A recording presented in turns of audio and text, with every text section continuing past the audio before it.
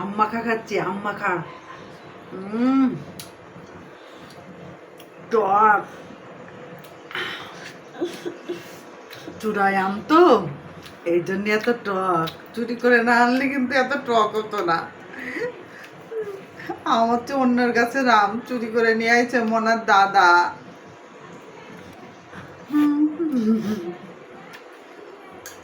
সে যদি এত টক।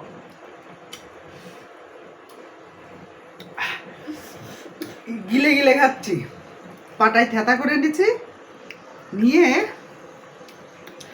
মাখাইছি, তারপরে গিলে গিলে খাচ্ছি। আর একটু আছে, ভাবছি টক রান্না করবো। ভালো করে না, টক রান্না করলে ভালো লাগবে না। তাহলে আমি এই দাদার কাছ থেকে চুরি করে আরেকটা আম ঠিক আছে না, অন্য তো চুরি করতে নেই।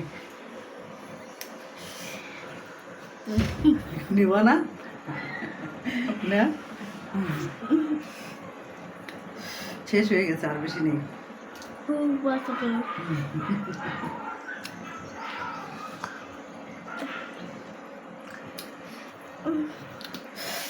আমার দাঁত টক হয়ে গিয়েছে। আমারও তাহলে একটা খাও।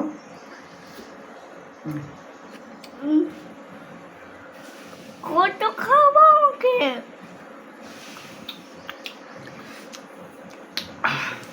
আগে খুব খেতাম, এখন আর খাওয়া হয় না। আম মাখা, তেঁতুল মাখা, এরম টাইমে তেঁতুল মাখা খেতাম।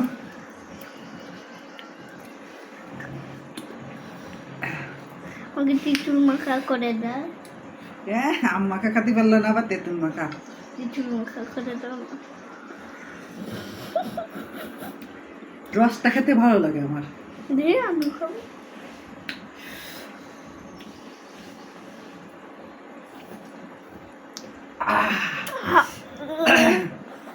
আমার চোখে জল এসে গেল,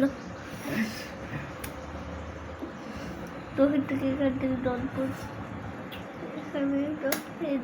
টক টক নুনতা নুনতা স্বাদ লাগে, হেভি।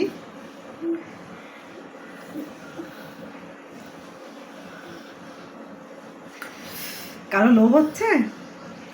আমাদের খাওয়া দেখে জিহ্বায় জল এসে যাবে কিন্তু। আম এটা